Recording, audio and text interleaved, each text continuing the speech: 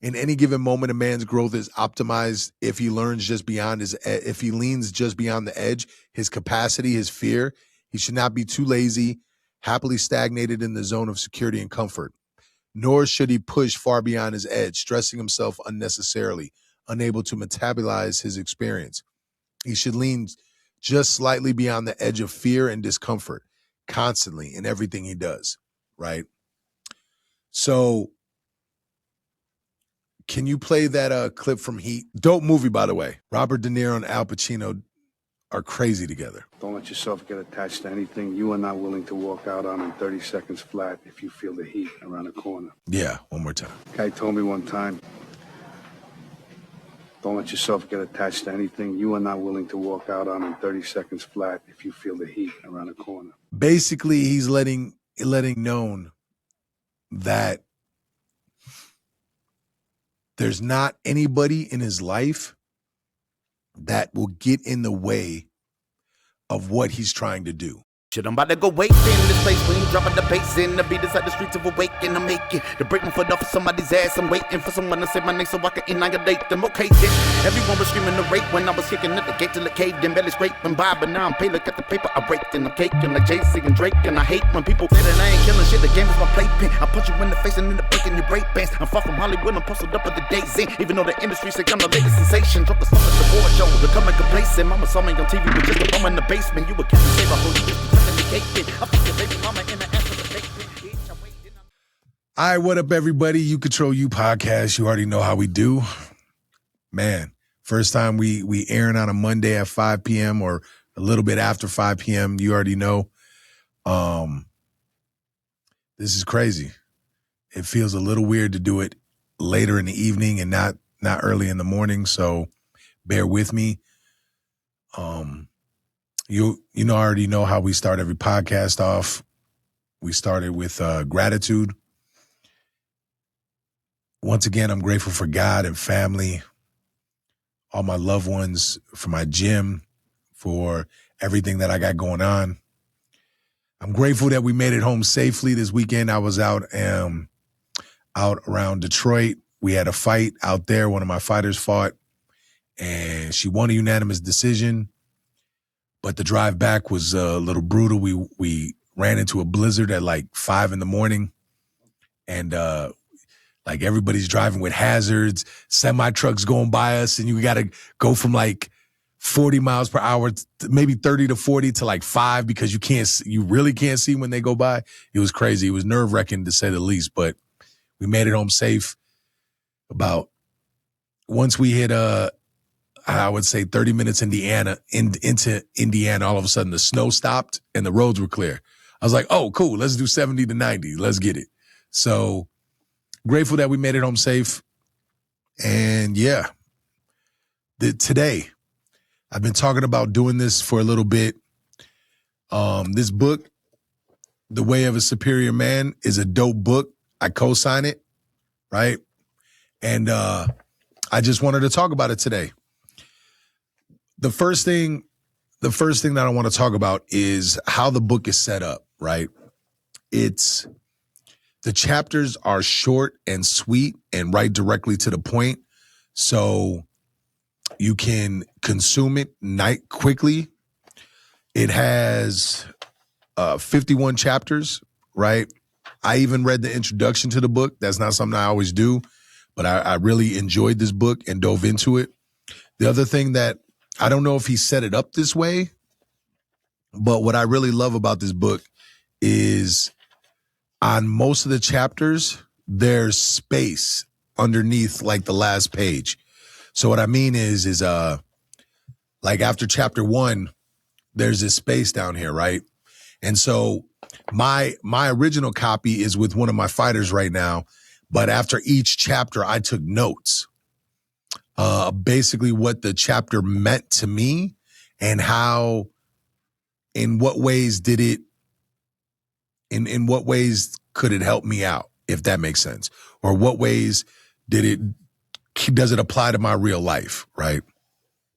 So I'm not going to go through all the chapters. I'm going to go through a few of them. Hopefully we can get a great conversation going and get a great dialogue. But I am going to start with chapter 1 and really dive into that one. So let's get it. Chapter 1, stop hoping for a completion of anything in life. Most men make the error of thinking that one day it will be done. They think, if I could work enough, the one day I could rest. Or one day my woman will understand something and then she will stop complaining. Or I'm only doing this now so that one day I could do what I really want with my life. The masculine error is to think that eventually things will be different in some fundamental way. They won't. It never ends. As long as life continues, the creative challenge is to tussle, play, and make love with the present moment while giving your unique gift. I don't know about y'all. I just like the way it's worded. Like it seems so simple for me. So as we dive further, it's never going to be over.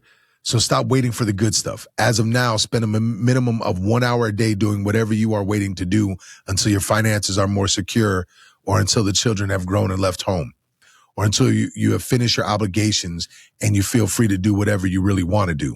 Don't wait any longer. Don't believe in the myth of one day when everything will be different.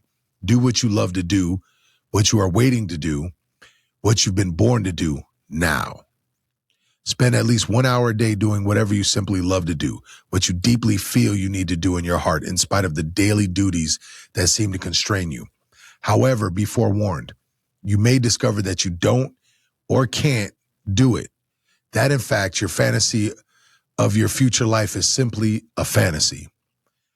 Most postponements are excuse for a lack of creative discipline. Limited money and family obligations have never stopped a man who really wanted to do something. Although they provide excuses for a man who is not really up to the creative challenge in the first place. Find out today whether you are willing to do what it takes to give your gift fully. As a first step, spend at least an hour a day giving your fullest gift, whatever that is for today. So when you go to sleep at night, you know you couldn't have lived your day with more courage, creativity, and giving. In addition to the myth that one day your life will be fundamentally different, you may believe and hope that one day your woman will be fundamentally different. Don't wait. Assume she's going to be however she is forever. If your woman's behavior or mood is truly intolerable to you, you should leave her and don't look back. However, if you find her behavior or mood is merely distasteful or a hassle, realize that she will always seem this way. The feminine always seems chaotic and complicated from the perspective of a masculine. The next time you notice yourself trying to fix your woman so that she will no longer, I love it. It says fill in the blank, right? Relax and give her love by touching her and telling her that you love her when she is that way. Embrace her and wrestle with her, or scream and yell for the heck of it, but make no effort to bring an end to that which pisses you off. Practice love instead of trying to bring an end to the quality that bothers you. You can't escape the tussle with the feminine. Learn to find humor in the unending emotional drama that feminine seems to enjoy so much. The love that you magnify may realign her behavior, but your effort to fix her and your frustration never will. The world and your woman will always present you with unforeseen challenges. You are either living fully, giving your gift in the midst of those challenges, even today, or you're waiting for an imaginary future which will never come.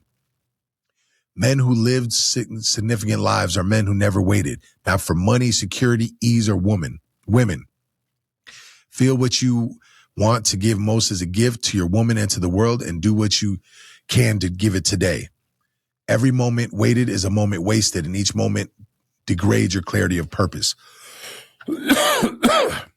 So, basically, chapter 1 is all about stop waiting around. Stop BSing yourself. Stop thinking that the perfect moment's going to come, that the situation that you're in is going to just magically change. It's when I think about this in conjunction with my fighters, the one thing I always talk about is you can't wait for the perfect shot.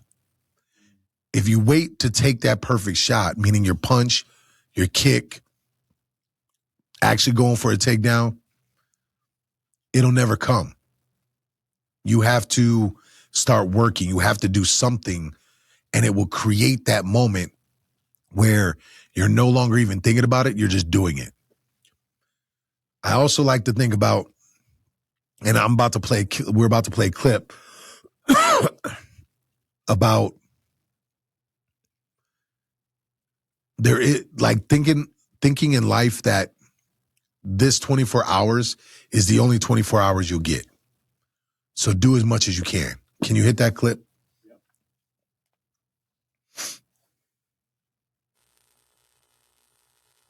Damn, Ron, come on! What's the matter with you? Tomorrow. Let's do it tomorrow. There is no tomorrow. There is no tomorrow. There is no tomorrow. And that video nailed it perfectly. That's the mentality that you should have, right? Going forward. There is no tomorrow. Whatever you plan on doing, just get it done. Procrastinating is not a great trait, especially for masculine energy. It creates doubt. It pushes us further down and doesn't allow us to be at our best, right?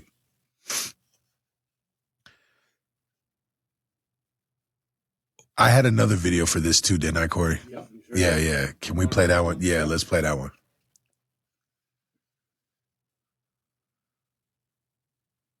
You can't win! Oh, wait. No, wait, hold up. No, not that one. I shouldn't have put this one with that one. So we're going to wait on that one. Is it another one you want me to play now from the other two? Because I know what the other two are movie-wise. No, they all go to the same point. That's the crazy. Okay. That's the crazy thing. No, so just the one video for that one. I don't think I need to beat that nail anymore. I think you guys get it. Chapter 2 is live with an open heart, even if it hurts. It's a closing down in the midst of pain is a denial of a man's true nature. A superior man is free in feeling and action, even amidst great pain and hurt. If necessary, a man should live with a hurting heart rather than a closed one. He should learn to stay in the wound of pain and act with spontaneous skill and love even from that place. So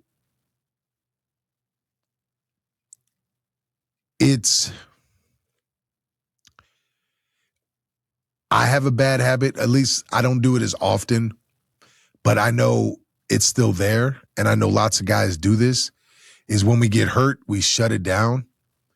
We go silent. We close ourselves off to the world. And that's really not allowing us to be the man that we truly are, right? Even if we're hurt and our feelings are hurt, we shouldn't close our heart off. We shouldn't shut our feelings down, because being able to feel them and still operate is, to me, the boss level of being a man.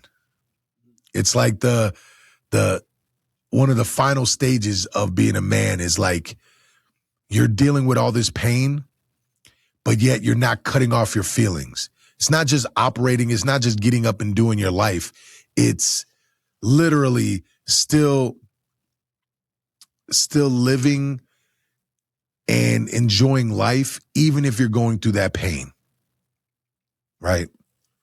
It's something really crazy to think about. So as we move on, I'm not at the boss level yet. Yeah. I'm so far from that level. I know I'm working towards it. That's funny. I have not reached the final level of my life yet. So this one's big. This one was interesting. Live as if your father were dead. A man must love his father and yet be free of his father's expectations and criticisms in order to be a free man. That one that one, I don't know if I have to really, I mean, it did a pretty good job of just explaining it right there. But a lot of times we grow up trying to do everything to impress our parents. Yet they're humans just like us. We don't need to impress them. Right? We just need to live our life and be the best, in this case, in our case in the studio, be the best man that we could be. And so this one was interesting when I read it because I didn't have father figures that I really wanted to live up. Like, I didn't feel those expectations. So what I learned is that I put all these expectations onto myself as if I did have a father. So I had to kill that off. It was a crazy way of looking at things. Chapter 4, know your real edge and don't fake it. It is honorable for a man to admit his fears, resistance, and edge of practice. It is simply true that each man has his limits, his capacity for growth, and his destiny. But it is dishonorable for him to lie to himself or others about his real place. He shouldn't pretend he is more enlightened than he is, nor should he stop short of his actual edge. The more a man is playing his real edge, the more valuable he is as a company for other men. The more he can be trusted to be authentic and fully present. Where a man's edge is located is less important than whether he is actually living his edge in truth rather than being lazy or deluded. Basically, don't lie about who you are, right? Guys do this. You see this a lot in teenage men. I mean, even adults. They lie about who they got with. They lie about who they were with. They make up all these fantasies in their own head and they talk about it, and it's not true. And it's like, why are you living this kind of life? Why are you doing that? Why are you lying about your job? Why are you lying about your position? Why are you lying about this, lying about that? It's better to just be honest about it. And if there's something that you're going after, then go after it, right? Chapter 5, always hold to your deepest realization. Eternity must be a man's home, a moment by moment. Without it, he is lost, always striving, grasping at puffs of smoke. A man must do anything necessary to glimpse and then stabilize the ever-fresh realization and organize his life around it. We've talked about it on this podcast before. Don't be just a dreamer, right? Don't just be a dreamer. They create a representative. Yeah, I like that.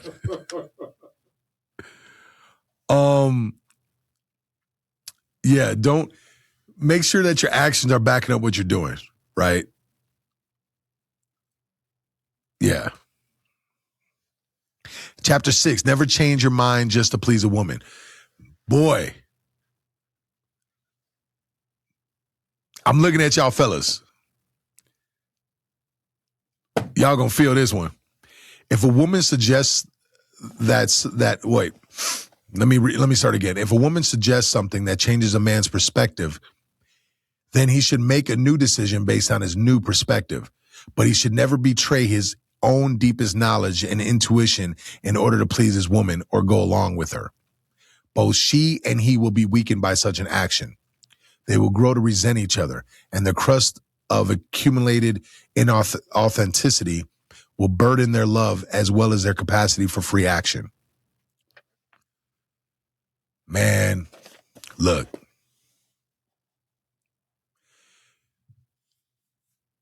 You should always listen to your woman. Listen. Hear her out. But that does not mean that you automatically have to do what she says. Especially if it doesn't fit with what your gut is saying, right? Now, can you cue that last video? Oh, the one we just played? Yep. This is a prime example right here. Love this.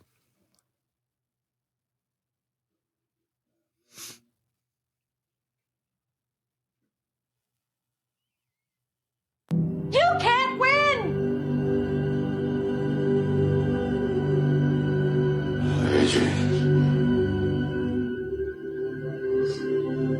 Adrian always tells the truth. No, maybe I can't win. Maybe the only thing I can do is just take everything he's got. But the baby, he's gonna have to kill me. When he kill me, he's gonna have to have the heart to stand in front of me. And to do that, he's gotta be willing to die himself. I don't know if he's ready to do that. I don't know.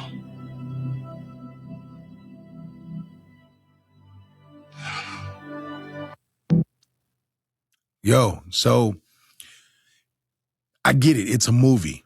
And the things that I'm playing you are from a movie. But so many of us men go through things like that all the time. A weaker man would have said, yeah, I'm not going to fight Drago. You're right. I'm going to lose. I'm not going to do that. And it's okay if he did that, if he truly believed that, if he truly believed that he didn't want to fight. The problem is that he believed in his gut that he should fight, that it was the right thing to do. And if he would have chose not to do that, he would have known in his soul that he was making the wrong move. That would have impacted their marriage. That would have impacted his ability to lead as a man, because he would have started doubting himself more and more. And it's this weird situation to be in where go along with my woman to make her happy or trust my gut. And what I love about this chapter so much is that this chapter and there's a few more that are similar that talk about this.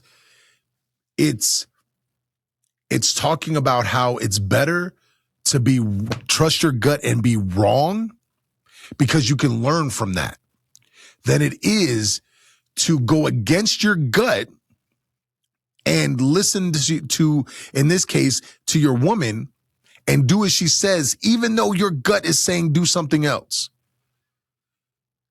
You have to trust the knowledge that you have, trust your gut, and trust what it's telling you to do. Trust your instincts. If I remove this from relationships and just apply it to my fighters, I tell them, throw whatever you want to throw in the fight. If you want to do some crazy it better land, right? It better work. Do stuff, but understand if you get caught, you got to live with that, right? So trust your gut, trust your instinct, do what you feel is best, and go from there, right? And be okay with being wrong. I think this is an issue that many men are they're not trusting their own instincts. They're not going forward, listening to themselves and trusting themselves. They're not willing to be wrong. It's it's crazy to me. And that clip that we just played, it applies to this next chapter too, 7. Your purpose must come before your relationship. Every man knows that his highest purpose in life cannot be reduced to any particular relationship. If a man prioritizes his relationship over his highest purpose, he weakens himself. He weakens himself deserves the universe and cheats his woman of an authentic man who can offer her full, undivided presence.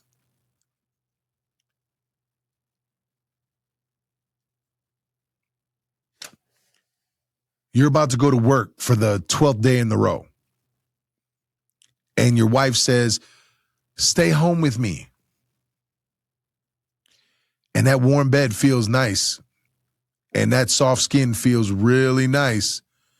And she's offering to do some things that also feel real nice. Will you still go to work?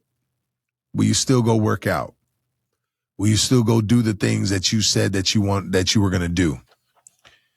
Are you living out your purpose? Right? And I got the perfect scene for this one. I am.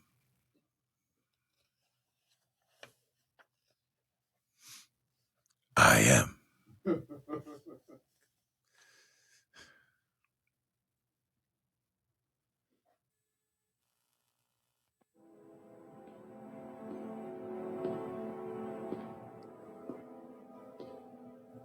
Harvey called. He said Batman's gonna turn himself in. I have no choice. You honestly think that's gonna keep the Joker from killing people? Maybe not, but I have enough blood on my hands. And I've seen now what I would have to become to stop men like him. You once told me that if the day came when I was finished, that we'd be together.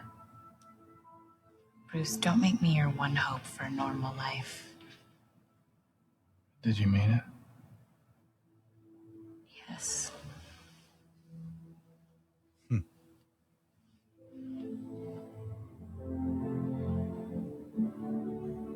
Yeah, he's getting it.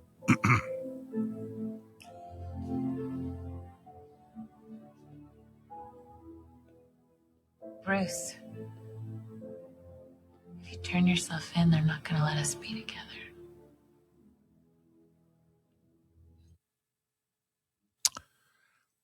I am Batman. The man could have lived and married that woman. He already was very wealthy. He loved her. She loved him. She knew who he was. And yet, he understood if he would have chose that life, he wouldn't have lived. He wouldn't have lived his most purposeful life. He would have denied the universe and denied her the man that he could have been. So what did he do? He chose to be the Dark Knight. He chose to be Batman. And he lost it all.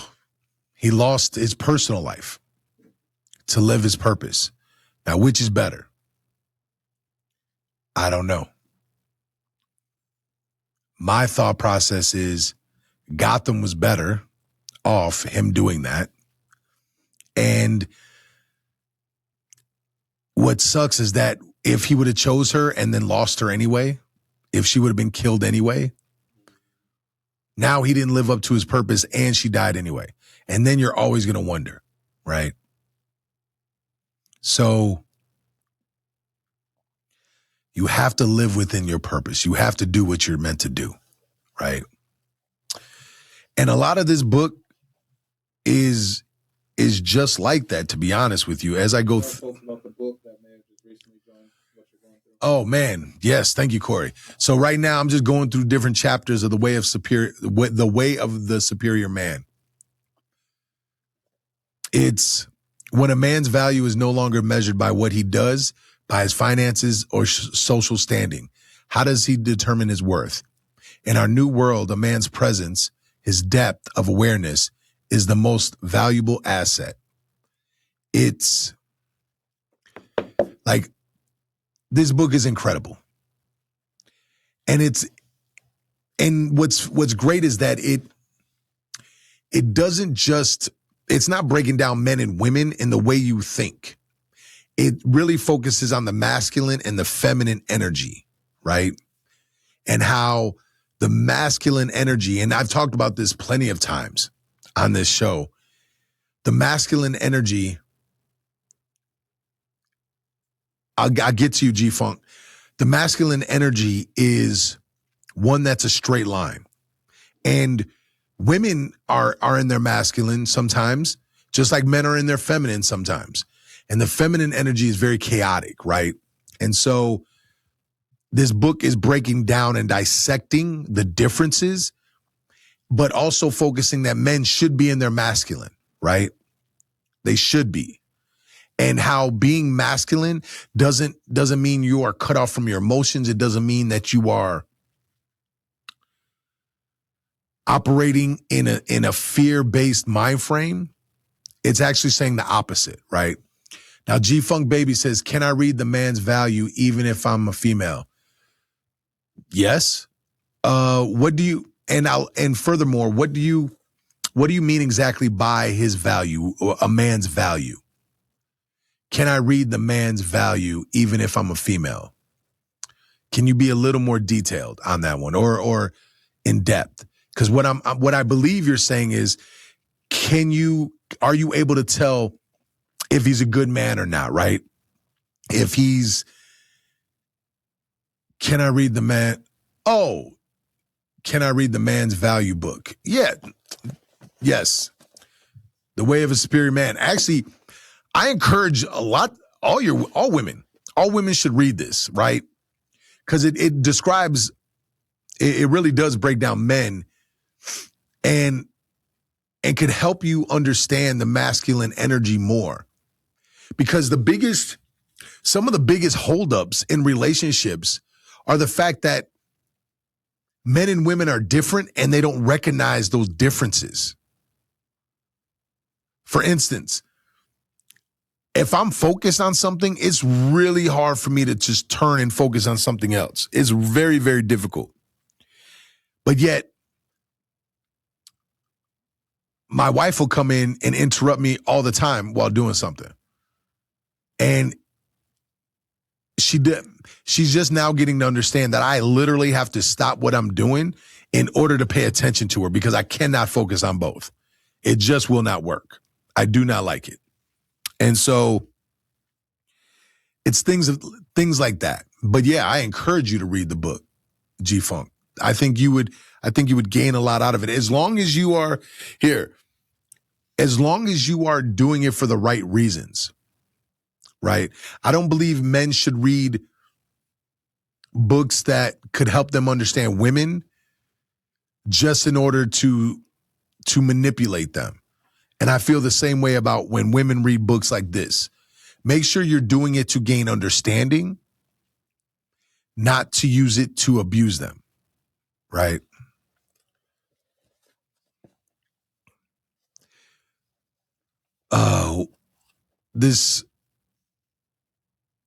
I'm looking for, actually, that, just to stay on topic for chapter 7 and chapter 6, basically 7, 6, 8 a little bit, because chapter 8, lean just beyond your edge. In any given moment, a man's growth is optimized if he leans just beyond the edge, his capacity, his fear. He should not be too lazy, happily stagnated in the zone of security and comfort. Nor should he push far beyond his edge, stressing himself unnecessarily, unable to metabolize his experience. He should lean just slightly beyond the edge of fear and discomfort, constantly in everything he does, right? So, can you play that clip from Heat? Dope movie, by the way.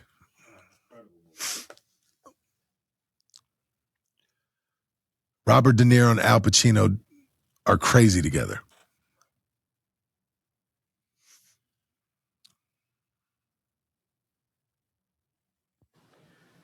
Guy told me one time, Don't let yourself get attached to anything you are not willing to walk out on in 30 seconds flat if you feel the heat around the corner. Yeah, one more time. Guy told me one time, don't let yourself get attached to anything you are not willing to walk out on in 30 seconds flat if you feel the heat around the corner. Basically, he's letting it be known that there's not anybody in his life that will get in the way of what he's trying to do. And during that scene, Al Pacino, I believe he says something about that sounds like a lonely life. Yeah. But yet, and Al Pacino also talks about how he's going through his second divorce or something like that. Yeah. And like he's on the basically on the downside of a second divorce. Yeah, he keeps chasing guys like him. Yeah, exactly. And so they have their purpose. Here's the messed up thing. We live in a society now where women say I'm about to get into this. Where women say they want to be their man's purpose. But the moment that man makes her his purpose, she doesn't want to be with him anymore. If we go back to the hunting and gathering days, men would be gone on days on end. Hunting, searching, battling. There wasn't, I'm going to leave you. I'm going to divorce you. There wasn't any of that. Now, if a man focuses on his purpose too much, it ends in a divorce. Now, with that said, like I read in chapter 8, lean into your edge, but not get lost in it, right? You shouldn't get lost in your purpose either. That's the balance. Lean into it just enough and be able to pull yourself back and enjoy life, right? And so I believe what I'm going to do is I'm going to have to do this in a few weeks, I see, because I'm not even through part 1 yet. Like, just breaking down the chapters. And so chapter 9, I'll end this show with chapter 9. Y'all gonna love this one. Chapter 9, do it for love. The way a man penetrates the world should be the same way he penetrates his woman. Not merely for personal gain or pleasure, but to magnify love, openness, and depth. Bars. Look, that is I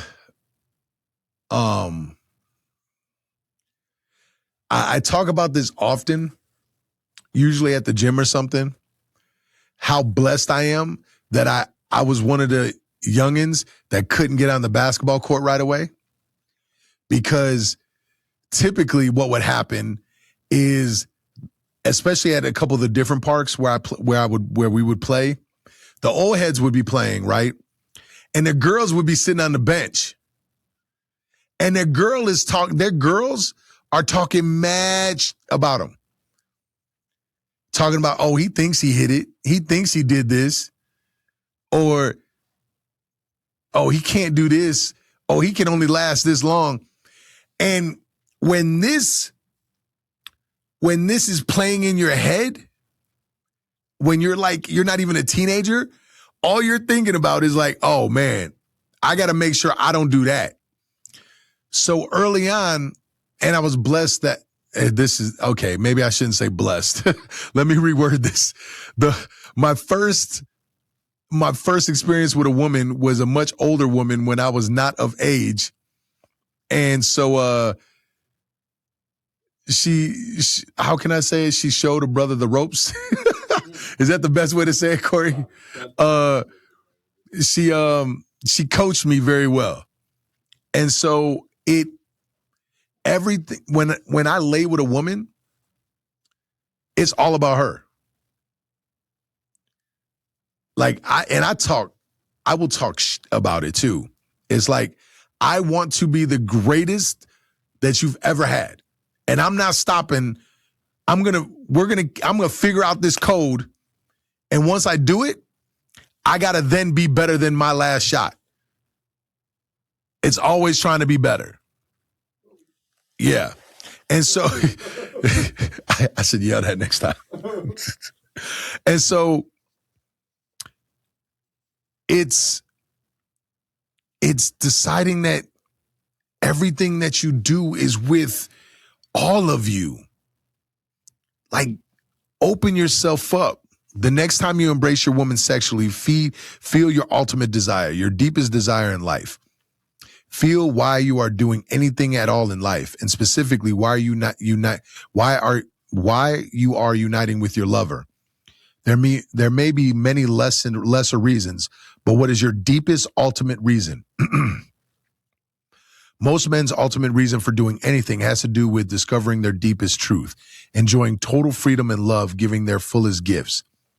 Yet many men settle for enjoying a little bit of freedom and love while incompletely giving their gifts. They enjoy the freedom to buy a nice car, to have loving sex fairly often, and to sleep late on Sunday. They generously donate their spare cash to a good cause, lovingly buy their woman a diamond ring, and happily coach a little league team. These are enjoyable freedoms and real gifts that make a significant difference in people's lives. But for many men, it's still not enough. The freedom or love they have achieved and the way they have been given their gifts often leave a sense of incompleteness. Something is still lacking. There is still a desire to go beyond, to untrap themselves, to enjoy life free of subtle sense of constraint, loneliness, underlying tension, and fear.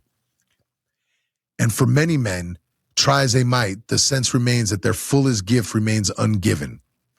Their life feels somewhat false at its core, as does their sexing. When a man gives his true gift of sex to a woman, he penetrates and blooms her beyond all limits into love. It is the same with the world. To bloom woman and world for real takes authenticity, persistence, and courage of heart. A man must know the truth at his core and be willing to give his gifts fully, no holding back. He must be willing to dedicate his sex and his life to magnifying love by penetrating woman and world with his true gifts. This willingness is rare. Many men are willing to poke their woman and bloom her in a mediocre way, sharing a few orgasms and a few emotional moments of bonding before going over tomorrow's schedule. Many men are willing to poke the world and bloom it in a mediocre way, making a few bucks and contributing enough betterment so they don't feel like their life is a total waste. But very few men are willing to do the deed for real, to use everything they've got to liberate their woman and the world into the deepest possible truth, love, and openness. Few men are willing to give their deepest genius, their true endowment, the poetry of their being, and with every thrust of sex and life. Most men are limping with doubts and uncertainties. Or they hold back their true drive because of fear. So they diddle their woman and the world just enough to extract the pleasure and comfort they need to assuage their nagging sense of falsity and incompleteness. But if you're willing to discover and embrace your truth, lean through your fears and give everything you got, you can penetrate the world and your woman from the core of your being and bloom them into love without limit. Like, this is all about being your full self, not shutting down because, not holding yourself back. Like, don't just settle for life. Live it. Live your life. Like, completely embrace your woman and do everything to be intertwined in her. Open yourself up for that. Women always talk like, what's the thing? Women are like, oh, he doesn't date me anymore, or he's not being the same guy. And yeah, there's things that a woman could do that can help facilitate him wanting to treat her better. For sure. But man, why aren't you that cat? Why aren't you that same dude? Why aren't you looking at her the same way?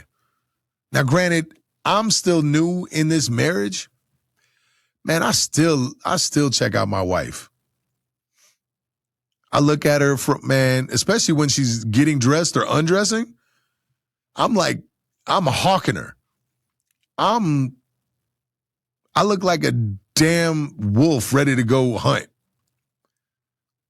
Like, I want to engage with all of her, not just a part of her. Being honest. Corey said, I'm not the same dude. I got to be better. I mean, we all can get better. Isn't that the thing? We can all be better. I'm not perfect. I'm for sure not perfect. It's funny. My wife was struggling to get some Tupperware out or something. And I wasn't even paying attention. I was focused. I had to go somewhere. And she had this sad look. I'm like, what's wrong? And she was like, I'm like, did you need my help? And she was like, yeah, kind of. I was like, well, you can't walk around here acting like an independent woman sometimes and that you don't need help. I'm like, I just shut it off then. I'm like, I'm not going to pay attention. I don't even know if you're struggling. Why didn't you just ask? Like, ask for help. And like, I get it. A woman doesn't want to have to ask for help. I understand that. I get it 100%. I got to do better. I got to pay attention more. So she feels loved, right? Now, what does this woman say? Trying to have someone believe because y'all deserve to learn and have karma. Wait, what? It doesn't make any sense. I would go down to this. I mean, I'm living a life full of bills. Is that a dude or is that a female?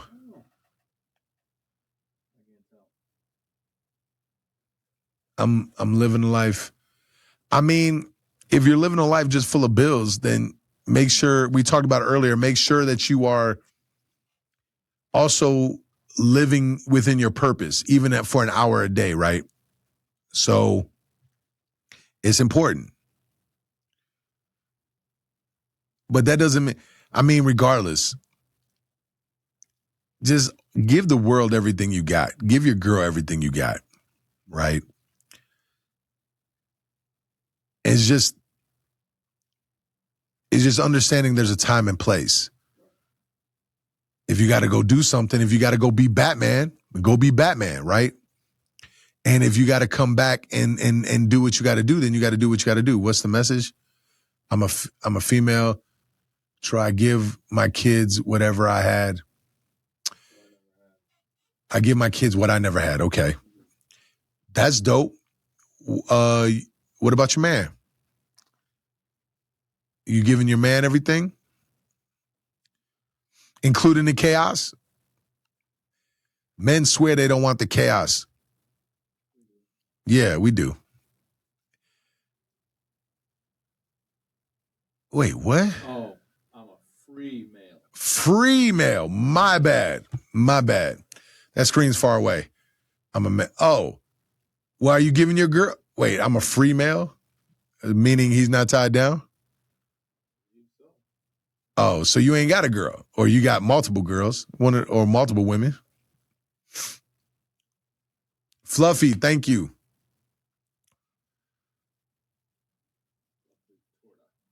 Yeah, appreciate that heart.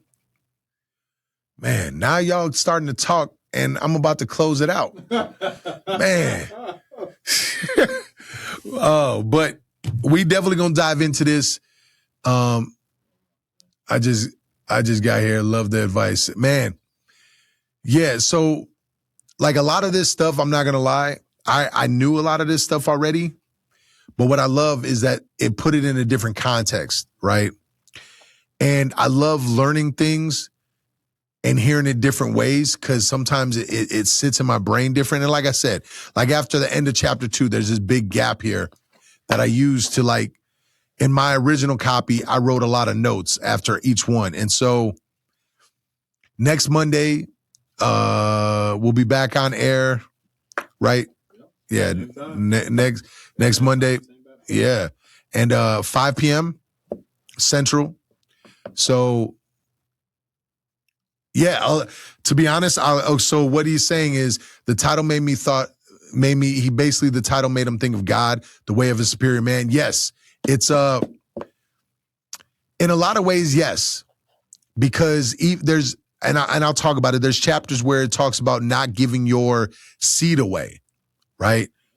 Don't just give it away. Don't just let it go, right? Because that's our energy, right? And so but that's not any different than the Bible, right?